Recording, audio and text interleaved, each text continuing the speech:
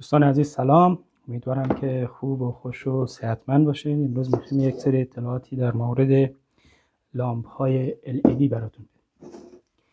لامپ هایی که ملاحظه میکنید حدود شاید 4-5 سال یا 6 سال شده که وارد بازار شده. قبل از این لامپ های رشته‌ای و لامپ های فلورسنتی بود.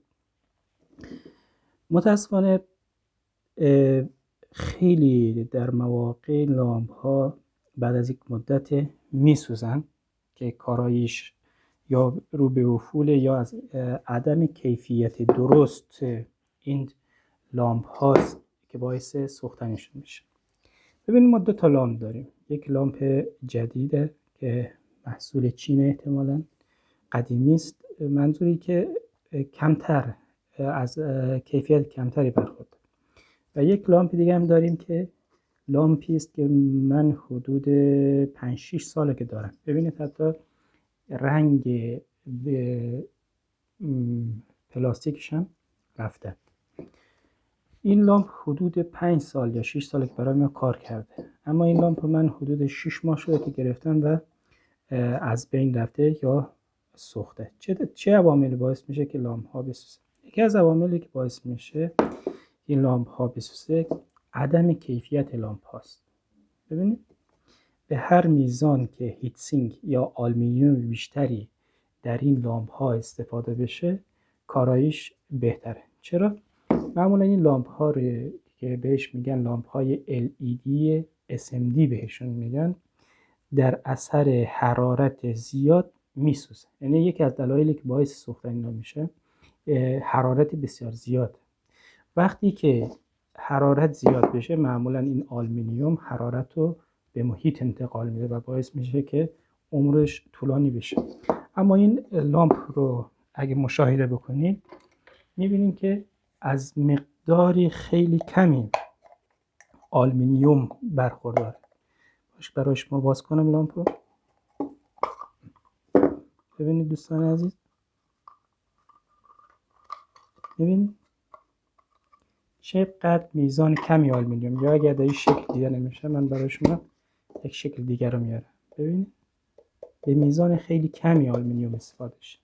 این دوتا رو اگه ما با هم مقایسه کنیم میبینیم که این از ظرفیت حرارتی بسیار زیادی وجود داره که میتونه حرارت رو انتقال بده. یکی از دلایل دیگه‌ای که باعث سوختن لامپ ها میشه وجود حرارت در محیط و همچنین عدم تهویه درست آب و هوایی است و همچنین رطوبت باعث میشه این لامپ ها بسوزه.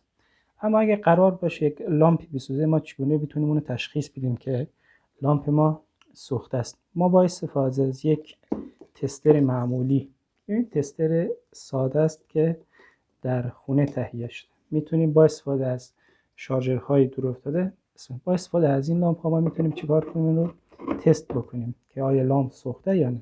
من این لامپ سوخته بوده، قبلا تعمیر کردم. ببینید این لامپ ها مثبت و منفی داره. با استفاده از مثبت و منفی را تشخیص بدیم ما میتونیم این لامپ رو چیکار کنیم؟ تشخیص بدیم که آیا لامپ سوخته یا نه سوخته.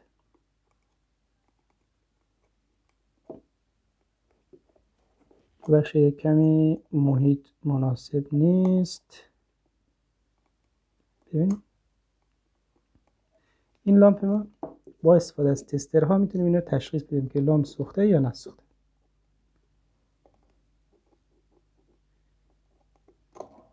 یا برای مثال این رو در نظر بگیریم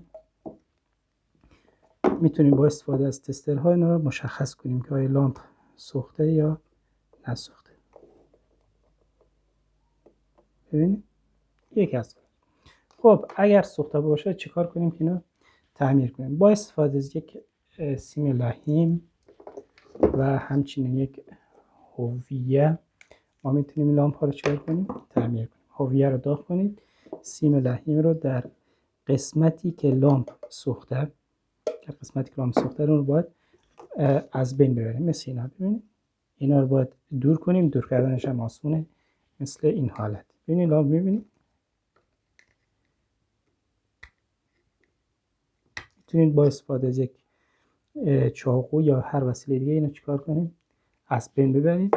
بعد به واسطه سیم لحیم و همچنین حویه اینو تعمیر کنیم. به این صورت ما تعمیر کردیم و این هم یک وسیله تستره که میتونیم با استفاده از اون تشخیص بدیم که لامپ درست شده یا نشده. به این صورت ببینید این لامپ تعمیر شده و همچنین این لامپ هم قبلا خراب بوده که تعمیر شده. ببینید یک لامپ قسمت روشن نمیشه که همونو ما حذف کردیم و دوباره درستش کردیم و این لامپ ببینید این لامپ هاست. خب معمولا بعد از درست کردن این لامپ ها شاید هولوش 1 هفته 2 هفته بیشتر این لامپ ها دیگه کارایی ندارن. چرا دوباره میسوزن؟ به خاطر چی؟ به خاطری که هر لامپ بسته‌کاری در این گونه لامپ ها به صورت سریه یا مسلسله.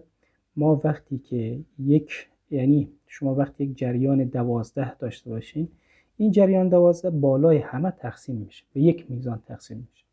اما شما وقتی که یک لامپ رو از بین ببرین، فشار زیادتری رو لامپ های دیگه میشه، باعث تولید حرارت میشه و این حرارت باعث میشه که لامپ بسوزه.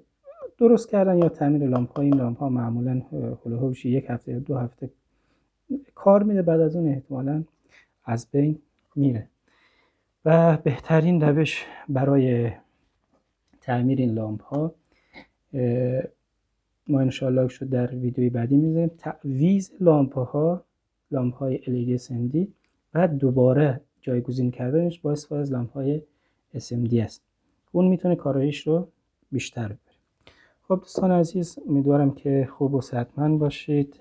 از ویدیوی ما خوشتون اومده باشه. سوالی اگه داشتین حتما در کامنت ها برای ما بذارین، خوشحال میشیم و هرچه معلوماتی یا اطلاعاتی که نیاز داشتین رو کامنت کنیم و انشاءالله حتما برای شما پاسخگو هستیم و جواب میدیم.